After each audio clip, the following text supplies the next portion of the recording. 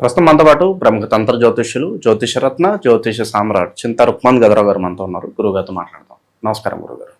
మాతృదేవోభవ, పితృదేవోభవ, ఆచార్య దేవోభవ. ఓం నమో మాందేశ్వరాయ నమః. అందరూ బాగుండాలి, అందరికీ మంచి జరగాలి. నక్షత్ర సిరీస్లో భాగంగా ఈరోజు అశ్విని నక్షత్రం గురించి మాట్లాడదాం. ఏంటి నక్షత్రం యొక్క ప్రత్యేకతలు, ఈ నక్షత్రంలో జన్మించిన వారి జీవితం పుట్టిన దగ్గర నుంచి మరణించే వరకు ఏ విధంగా ఉంటుంది, వీళ్ళు ఎలాంటి జాగ్రత్తలు తీసుకోవాలి లైఫ్ లాంగ్ అంతా కూడా. అశ్విని నక్షత్రం అనేది జ్యోతిష్ శాస్త్రంలోకి మొట్టమొదటి నక్షత్రం. 4 పాదాలు మేషరాశిలో ఉంటాయి. కేతువు ఈ నక్షత్ర అది గ్రహం. ఈ నక్షత్రము ముష్టి చెట్టు తెలియజేస్తుంది. సరస్వతీదేవి అధిష్టాన దేవత. అశ్విని దేవతలు ఈ నక్షత్రానికి కూడా అదే దేవతలకు వస్తారు. అదేవిధంగా అశ్వత్థామ, మహాభారతంలో అశ్వత్థామ ఈ నక్షత్రం పుట్టాడు. ఈ నక్షత్రము అమృత కలశం చేతిలో ఎత్తుకున్నటువంటి 2 దేవ వైద్యులు అశ్విని దేవతలు దీనికి ఈ నక్షత్రానికి అద్దె దేవతలకు ఉంటారనమాట. ఈ నక్షత్రం కానీ మంచిగా ఉపయోగపడిందంటే అమృతమే కురిపిస్తుంది. ఈ నక్షత్రం జాతకరీత్యా పలు రకాల ఫార్ములాస్ ప్రకారం వీళ్ళకి వ్యతిరేకంగా ఆ జాతకులకు పనిచేసిందంటే వాళ్ళ జీవితాన్ని దహించేసేటువంటి ఒక అతి భయంకరమైనటువంటి చెడు ఫలితాలు ఇచ్చే విధంగా తయారవుతుంది. ఇది ఈ నక్షత్రం యొక్క ప్రత్యేకత. ఇది ఈ నక్షత్రం కేతువు అధిపతి కాబట్టి కేతువు తల లేదు. అంటే ఈ నక్షత్రముతోనే జీవితం ప్రారంభమవుతుంది. అంటే తలకు సంబంధించిన సమస్యలు ఉంటాయి. అంటే హెడేక్ కానీ, హెయిర్ ఫాలింగ్ కానీ, లేదంటే చిన్నప్పుడు తలకు దెబ్బ తగలడం కానీ, మతిమరుపు కానీ, ఇటువంటివి ఉంటాయి. అదేవిధంగా ఓవర్ కాన్ఫిడెన్స్, అది కూడా తలకు సంబంధించిన సమస్య. మతిమరుపు, అది తలకు సంబంధించిన సమస్య. లో బీపీ, హై బీపీ, అవసరాన్ని మించిన కోపం రావడము, ఒక్కోసారి ధైర్యమే లేకపోవడము, ఇవన్నీ తలకు సంబంధించిన సమస్యలే. నిద్ర లేకపోవడము సరిగ్గా తలకు సంబంధించిన సమస్య. చిన్న వయసులోనే కంటికి అద్దాలు వాడడము తలకు సంబంధించిన సమస్య. సైనసైటిస్ ఉండడము, బ్రీతింగ్ ప్రాబ్లమ్స్ ఉండడం, ఇవంతా మనకు మనిషికి 9 రంధ్రాలు ఉంటే 7 రంధ్రాలు తలలోనే ఉంటాయి. చెవులు, కళ్ళు, ముక్కు 2 రంధ్రాలు, నోరు, ఇవన్నీ 9 రంధ్రాలు 7 తలలోనే ఉన్నాయి. కాబట్టి బ్రెయిన్ కూడా క్యాపిటల్ సిటీ ఢిల్లీలాగా ఇక్కడే ఉంది. కాబట్టి తలైలేని నక్షత్రంతో జ్యోతిషాస్త్రం ప్రారంభమైంది. కాబట్టి ఇక్కడ కేతు యొక్క దోషం పోవాలనే తల వెంట్రుకలు తీస్తారు, రంధ్రం పెట్టి చెవులకు కమ్మలు వేస్తారు, ఆటంకాలు రాకూడదు అని. ఆటంకం ఒకటి చేసేస్తారు, ముక్కు ఇవన్నీ కుట్టితే ఇవి ఆటంకాలు, ఏ ఆటంకాలు రాకుండా ఉండాలి. వీళ్ళు అలా ప్రాచీన కాలం ఆలోచించేవాళ్ళు, ఆభరణాలు వేస్తారు ఒకటి. కాబట్టి ఈ నక్షత్రంలో ఇటువంటివి ఉన్నాయి. సో ప్రతి నక్షత్రంలో మంచి చెడు 2 కంపల్సరీ ఉంటుంది. పూర్తిగా శుభం ఏదో ఉండదు. ప్రతి ఒక్కటి చెడు నక్షత్రమే, ప్రతి ఒక్కటి గొప్ప నక్షత్రమే. 2 మంచి చెడుల కలయికే ప్రపంచము, మనిషి జీవితము. కాబట్టి ఈ నక్షత్రంలో ఎవరైనా ఒక ఇంట్లో ఉంటే మంచిది. వాళ్ళ చేత కానీ ట్యాబ్లెట్ తీసుకుని మందు తీసుకుంటే వెంటనే రోగం తగ్గిపోతుంది. దేవ వైద్యులు కదా, హస్తవాచు అంటారు, అది మంచిది అంటారు. చెయ్యివాసి, హస్తవాసి అంటారు. అది అశ్విని నక్షత్రం వాళ్ళకే ఉంటుంది, ఇంకెవరికి ఉండదు. నీళ్ళు తీసుకుంటే కూడా వాళ్ళ చేతితో ఉపశమనం లభిస్తుంది. ఈ నక్షత్రంలో ప్రతి ఒక్కరికి ఏ లగ్నంలో పుట్టిన, ఏ రాశిలో పుట్టిన, ఈ నక్షత్రంలో వాళ్ళ జాతకంలో 6వ ఇంటి అధిపతి గోచారంలో వెళ్తున్నప్పుడు, 6వ ఇంటి అధిపతి దశ వస్తున్నప్పుడు వాళ్ళకు ఆ టైంలో వాళ్ళకు అనారోగ్యాలు ఏదైనా ఉన్నప్పుడు నశించిపోతాయి, రావు. ఈ నక్షత్రంలోకి ఎంటర్ అయితే మాత్రం గోచారంలో 6వ ఇంటి అధిపతి వచ్చినా కానీ వీళ్ళకు అనారోగ్యాలు పనిచేయవు. వీళ్ళ చేతితో ఏదైనా వైద్యం చేయొచ్చు, వైద్య సహాయం చేయొచ్చు, డబ్బులు సహాయం చేయొచ్చు, వాళ్ళ అవతల వాళ్ళకి బాగా అవుతుంది. 6వ ఇంటి అంటే శత్రు రోగ స్థానాధిపతి కాబట్టి అశ్వత్థామ ఈ నక్షత్రంలో పుట్టాడు. అశ్వత్థామ అసలు మరణమే లేనివాడు. నేను చెప్పాను కదా, ఈ నక్షత్రం ఉపయోగపడిందంటే అతీతమైన శక్తిగా ఉపయోగపడుతుంది. ఇది ఉపయోగపడలేదంటే పూర్తిగా నాశనం చేస్తుంది. అశ్వత్థామ మరణమే లేదు, మణి తన నుదుటిపైన పెట్టుకుని పుట్టాడు, మృత్యుంజయుడిగా పుట్టాడు. అదే అశ్వత్థామ ఏం చేశాడు, చివరికి శాపగ్రస్తుడై అతను అష్ట కష్టాలు పాలైపోయాడు. ఇప్పుడు హిమాలయాలో ఉంటున్నాను. అంత గొప్ప జ్ఞాని యోగి అన్ని కష్టాలు పడ్డమేంది అంటే ఆ నక్షత్రము యోగాన్ని ఇచ్చింది, అవయోగాన్ని కూడా ఇచ్చేసింది. కాబట్టి కేర్ఫుల్గా ఉండాలి. ఈ నక్షత్రంలో ఉన్న రోజు వైద్యం చేసుకోవచ్చు. ఈ నక్షత్రంలో శివారాధన చేస్తే విశేషమైనటువంటి ఫలితము ఏ స్థాయికైనా వెళ్ళిపోవచ్చు. అశ్విని నక్షత్రంలో రోజు శివారాధన చేస్తే ఇంకా కాని పని ఉండలేదు. అశ్వత్థామ కూడా శివారాధన చేసే ఆ స్థాయికి వచ్చాడు. నరనారాయణులు శివలింగాన్ని పెట్టి పూజ చేసి వాళ్ళు శ్రీకృష్ణుడు అర్జునుడిగా పుట్టారు. అశ్వత్థామ వాళ్ళిద్దరిని చూసి, అంతకుముందు జన్మలో కథది, వాళ్ళిద్దరిని చూసి నేను కూడా శివారాధన చేస్తానని చెప్పి వాళ్ళకన్నా గొప్పగా శివుడి విగ్రహాన్ని పెట్టి, అంటే మనిషిలాగా ఉన్నటువంటి రూపాన్ని పెట్టి పూజ చేశాడు. అప్పుడు శివుడు మెచ్చి వాళ్ళకు వరం ఇచ్చాడు, అశ్వత్థామకు వరం ఇచ్చాడు. నువ్వు ఈర్ష్యతో నువ్వు చేశావు అని చెప్పి ఆయనకు నెగటివిటీ వైపు ఉన్నటువంటి కౌరవుల పక్షంలో పుట్టేట్టుగా వచ్చింది. అది కొంచెం స్టోరీ ఉంది, అది మనం విపులంగా తర్వాత మాట్లాడచ్చు. అంటే అశ్విని నక్షత్రం యొక్క శక్తి అలా ఉంటుంది. వీళ్ళకి ఉద్యోగమా వ్యాపారమా అంటే ఏం చెప్తారు గురు? ఏది బాగా కలిసి వస్తుందంట? వైద్య వృత్తి బాగుంటుంది. అదేవిధంగా వీళ్ళకు ఎక్కువగా అశ్విని అంటే గుర్రం అని కదా అర్థము. వేగం ఎక్కువ, వీళ్ళు నిలకడ తక్కువ, నిలకడగా ఉండలేరు. అంటే గుర్రము అంటే పరిగెత్తుంది అని అందరికీ తెలుసు, జ్యోతిశాస్త్రం సంబంధం లేకుండా. ఏనుగు అంటే మెల్లగా పోతూ ఉంటుందని తెలుసు. అట్లా గుర్రం యొక్క స్వభావం బట్టి ఈ నక్షత్రం యొక్క స్వభావం ఉంటుంది. ఈ నిలకడ లేకపోవడం వల్ల సక్సెస్ అనేది తొందరగా రాదు. అంటే దేని మీద ఇంట్రెస్ట్ త్వరగా పోతుంది అంటారా? వేగంగా వస్తుంది, వేగంగా పోతుంది. అది కొంచెం జర్నీ చేసినాక మళ్ళీ మీ ఇంట్రెస్ట్ పోతుంది, దాని పక్కన పెడేసి ఇంకోటి, దాని పక్కన పెడేసి మళ్ళీ ఇంకోటి. అంటే సగంలో వదిలేసి వెళ్ళిపోవడము, సగంలో దాన్ని పక్కన పెట్టి ఇంకోటి ప్రయత్నించడము, మళ్ళీ ఒకవేళ దాన్ని పూర్తిగా చేసినా కానీ ఆసక్తి లేకుండా ఇంకో దాన్ని ప్రయత్నించుకోవడము, అట్లా నిలకడ లేకుండా. మామూలు జనరల్గానే మేషం అంటేనే మేక అని అర్థం.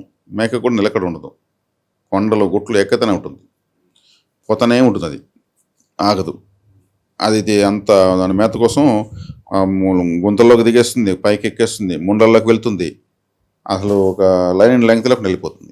అలా ఉంటుంది మేషరాశుల పరిస్థితి. అందులో అశ్విని నక్షత్రం అంటే తల లేదు కాబట్టి వీళ్ళు గుడ్డిగా అటెండ్ వెళ్ళిపోతారు. శత్రువులు అంటే వీళ్ళకి ఎవరు? వీళ్ళకి వీళ్ళే శత్రువులా, చుట్టాలా, ఫ్రెండ్సా? ఎక్కువగా ఎవరితో శత్రుత్వం ఏర్పడుతుంది అంటారు వీళ్ళకి? వీళ్ళకు అన్న, అక్క, స్నేహితులు, అంటే తనకన్నా పెద్దవాళ్ళు అని అర్థం. స్నేహితులు ఇటువంటి వాళ్ళతో ఎక్కువగా నష్టపోయేదానికి అవకాశం ఎక్కువ. 11వ స్థానం బాధక స్థానం. 11వ స్థానం అంటే అక్క లేదా అన్న, 11వ స్థానం అంటే స్నేహితులు. శనేశ్వరుడు బాధకాధిపతి, శనేశ్వరుడు కర్మకారకుడు. కాబట్టి వీళ్ళు ఏ కర్మ అంటే పని, ఏ పని చేసినా శనేశ్వరుడు బాధ పెడతానే ఉంటాడు. సక్సెస్ కోసం వీళ్ళు పడే శ్రమ అంతా ఇంత ఉండదు, కానీ వీళ్ళు నాలెడ్జ్ విపరీతంగా గెయిన్ చేస్తారు. కానీ ఆడికి వీళ్ళకి తృప్తి ఉండదు, ఇంకా ఎంతో నేర్చుకుంటూ ఉంటారు. అంతా నేర్చుకుంటారు, అనుభవించలేరు. కాబట్టి సక్సెస్ కొట్టే వరకు పోరాడాల్సిందే. సక్సెస్ అనే ప్రస్తావన వచ్చింది కాబట్టి సాధారణంగా ఏ దశలో సక్సెస్ వస్తుంది అంటారు? ఏ దశలో చాలా కష్టాలు అనుభవించాల్సిన పరిస్థితి వస్తుంది అంటారు? అంటే ఇక్కడ వచ్చేకాడికి దశాభుక్తితో సంబంధం లేదండి. వీళ్ళు వచ్చేకాడికి 25 ఏజ్ ఆ పైనే వివాహ ప్రయత్నం చేసుకోవడం మంచిది. అక్క కూతుర్ని, మామ కూతుర్ని లేదా అత్త కూతుర్ని, అంటే మేనరికంలో బ్లడ్ రిలేషన్లో పెళ్లి చేసుకోకూడదు. లైఫ్ స్పాయిల్ అంతే. చిన్నప్పుడు మాటలు ఇచ్చుంటే కూడా ఆ మాటలన్నీ వెనక్కి తీసుకోవడం మంచిది పెద్దవాళ్ళు. కాబట్టి వివాహ విషయంలో చాలా కేర్ఫుల్గా ఉండాలి. అదేవిధంగా లవ్ మ్యారేజ్ వీళ్ళకి సెట్ అవ్వదు. లవ్ మ్యారేజ్ పనికిరాదు, రక్తం సంబంధం పనికిరాదు. అరేంజ్ మ్యారేజ్, దూరపు సంబంధం చేసుకోవడం ఉత్తమం. దానికి టైం పట్టిపోతుంది, కొంచెం లేట్ మ్యారేజ్ అవుతుంది. కాబట్టి వీళ్ళు సక్సెస్ అనేది వీళ్ళకి వచ్చినా కానీ వీళ్ళు తృప్తి పడకుండా మళ్ళీ ఇంకా అంతకన్నా ఎక్కువ సక్సెస్ కావాలని అయిన సక్సెస్ని పక్కన పెట్టేసిపోతూ ఉంటారు. అంటే ఇప్పుడు ఉదాహరణకు ఒక మంచి కంపెనీలో జాబ్ వస్తుంది, అట్లా ఒకేసారి 4 కంపెనీలు వస్తుంది, 4 కంపెనీలు వస్తుంది, అన్ని మంచి కంపెనీలే. వీళ్ళేమి ఈ 4 కంపెనీలు వచ్చింది కదా, మనం కొంచెం ఎఫర్ట్ పెట్టుకుంటే ఇంకా మంచి స్థాయికి వెళ్ళొచ్చిన 4 పక్కన పెట్టేసి ఇంకో కోర్స్ చేస్తారు. ఆ కోర్స్ చేసేకాడికి టైం పడుతుంది, అక్కడ వీళ్ళకి అసలు రాదు. అంటే వచ్చినప్పుడే పట్టేయాలి, దీన్ని చిన్నదో పెద్దదో పట్టేయాలి. అవకాశం వచ్చినప్పుడు పెద్దగా ఆలోచించుకోకూడదు అంటారు. గుర్రం ఏమి పరుగులు తీస్తూనే ఉంటుంది. గుర్రం అంటే అది ప్రపంచం అంతా పరుగులు ఎత్తేసింది, మహాసంగ్రామం చేసింది. వీళ్ళు కూడా సంగ్రామం చేస్తారు, పరుగులు ఎత్తుతూనే ఉంటారు. కాబట్టి సక్సెస్ నేను చెప్తే కూడా అన్నీ యాక్సెప్ట్ చేస్తారు, వింటారు, విని యాక్సెప్ట్ చేస్తారు. కానీ వీళ్ళు ఉండలేరు, ఎందుకంటే ఆ నక్షత్రంలో పుట్టి జన్మ తీసుకుని ఆ రక్తం తయారైపోయింది, అది అలాగే ఉంటుంది. ఈయన కరెక్ట్గా చెప్పాడు అంటారేమో కానీ కంట్రోల్ కాలేరు. దానికి శివారాధన మాత్రమే కంట్రోల్ అవుతుంది. ఈ నక్షత్రం శివారాధన చేస్తే అద్భుతమైన ఫలితం. స్థిరాస్తులు, చిరాస్తుల పరంగా ఎలా ఉంటుంది గురుగారు వీళ్ళకి? స్థిరాస్తులు, చిరాస్తులు వీళ్ళకి ఏర్పడాలంటే కూడా టైం పడుతుంది, లేట్ అవుతుంది. ఏదైనా ఉంటే స్థిరాస్తులు ఖర్చు అయ్యేదని కూడా అవకాశం ఉంటుంది. ఖర్చు అంటే వీళ్ళు చేసిన కొన్ని మిస్టేక్స్ వల్ల పోగొట్టుకోవడానికి కూడా అవకాశం ఉంటుంది. ఆ మిస్టేక్స్ని ఫుల్ఫిల్ చేసుకోవడానికి ఏదో ఒకటి అమ్మి మనం ఏదో చేసుకునే పరిస్థితి కూడా వచ్చేదని అవకాశం ఉంటుంది. కేర్ఫుల్గా ఉండాలి. అంటే ఎక్స్పెరిమెంట్లు అనేవి చేసినప్పుడు అవి బెడ్స్ కొట్టినప్పుడు ఏమవుతుంది, ఏదో ఒకటి చేయాల్సి వస్తుంది. ఈ నక్షత్రం వాళ్ళకి ఎక్కువగా ఏ దోషాలు వచ్చే అవకాశాలు ఎక్కువగా ఉంటాయి అంటారు? తలకు సంబంధించిన దోషాలు నేను చెప్పాను. తర్వాత స్థిరత్వం లేకపోవడం అది ఒక దోషం చెప్పాను. వివాహ విషయంలో కేర్ఫుల్గా ఉండాలని చెప్పాను. కేర్ఫుల్గా ఉండాలంటే వీళ్ళు ఎక్కడ చేసుకోకూడదు చెప్పాను. అది ఒక దోషమే. తెలియకుండా చిన్నప్పుడు మాట ఇచ్చారు, మా కూతురు మీ కొడుకే, లేదా మీ కొడుకు మా కూతురికే అనేటువంటివి మేషం అయితే మాత్రం కష్టమవుతుంది. అది ఎవరైనా కావచ్చు. కాబట్టి వీళ్ళు ఇంకా సక్సెస్ విషయంలో ఫెయిల్యూర్ అవుతారు. శని అంత ఈజీగా వీళ్ళకి ఇవ్వడు. నేను బాధ పెట్టేదానికి ఏమి ఉండను, నువ్వెట్టా నిన్ను వదల బొమ్మాలి అంటారు కదా, అట్లా ఉంటాడు శనేశ్వరుడు. కర్మకారకుడు, వృత్తి ఆయనే సెటిల్మెంట్ చేయాల్సిందే. అదే శనేశ్వరుడు చెడిపోతే వీళ్ళ జాతకంలో శనేశ్వరుడు వక్రించి నీచబడి లేదు శుభగ్రహ దృష్టి పొంది ఇట్లా విధంగా ఉన్నప్పుడు ఏమవుతుంది, తను బాధ పెట్టిన ఫలితం ఇస్తూ ఉంటాడు. ఎప్పుడు కూడా బాధ లేకుండా ఫలితం వస్తే జీవితం సెట్ అవ్వదు. బాధపడి ఫలితం వస్తుంటే దాన్ని కాపాడుకుంటారు. బాధ తెలియకుండా వస్తే దాన్ని వృధా చేస్తారు. వాడు కష్టం లేకుండా వచ్చింది కదా, వాడిని దాని విలువ తెలియదు, ఎటెండర్ ఖర్చు పెడుతున్నాడు అంటారు చూడండి. అది మెచ్యూరిటీ లేనటువంటి ఫలితం అయిపోతుంది. వీళ్ళకి బాగా మెచ్యూర్ లెవెల్స్ వస్తాయి, కానీ టైం పడుతుంది.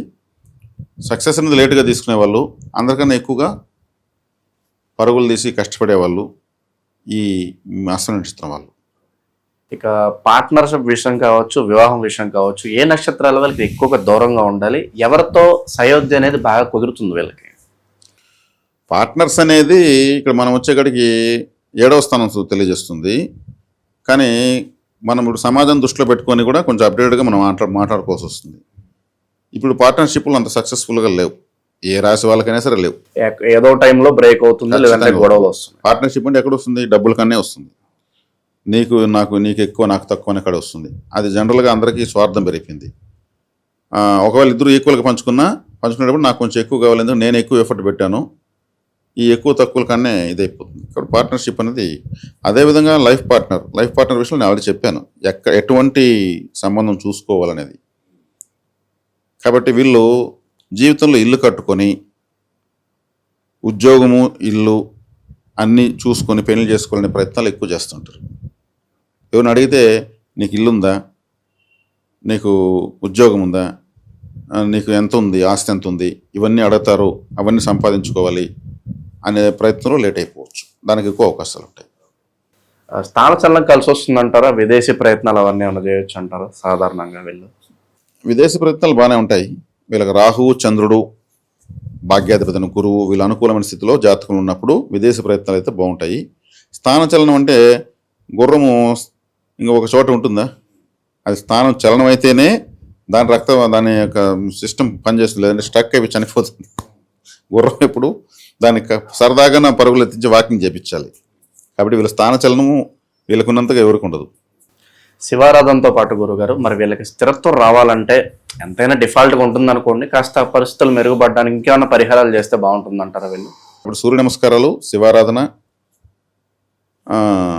వీళ్ళకు చెప్పాల్సి వస్తుంది. ఎందుకంటే గురువు కూడా పాపగ్రహమే వీళ్ళకు. గురువు మళ్ళీ వ్యయాధిపతి అవుతాడు, భాగ్యాధిపతి అని వ్యయాధిపతి అవుతాడు. అదేవిధంగా వీళ్ళకు శుక్రుడు ద్వితీయ సప్తమాధిపతి పాపగ్రహము, చంద్రుడు చతుర్థాధిపతి. చంద్రుడు సూర్యుడిపై ఆధారపడుతాడు కాబట్టి సూర్యుడు అధిష్టాన దేవత శివుడు కాబట్టి వీళ్ళకి శివారాధన లైఫ్ టైం అంతే, ఇంక వేరే ఏం లేదు. శివారాధన చేయడము, గోసేవ చేయడం వల్ల మంచి ఫలితాలు వీళ్ళు చూడవచ్చు. సింపుల్. ఇంతకుమించి ఎక్కువ చెప్తే కూడా వీళ్ళు చేయలేరు, కాన్సన్ట్రేషన్ తక్కువ అనమాట. కానీ వన్స్ వీళ్ళు కానీ కాన్సన్ట్రేషన్ చేశారు అంటే రాత్రే పగలైపోతుంది, అట్లా పని చేస్తారు. అల్లు పెరగని పోరాటం చేసేవాళ్ళు వీళ్ళు. ఓవరాల్గా ఈ నక్షత్రం వాళ్ళ జీవితం ఏ విధంగా ఉంటుంది, ఎలాంటి జాగ్రత్తలు తీసుకోవాలో మంచి విశ్లేషణ అందించారు. ధన్యవాదాలు. ధన్యవాదాలు.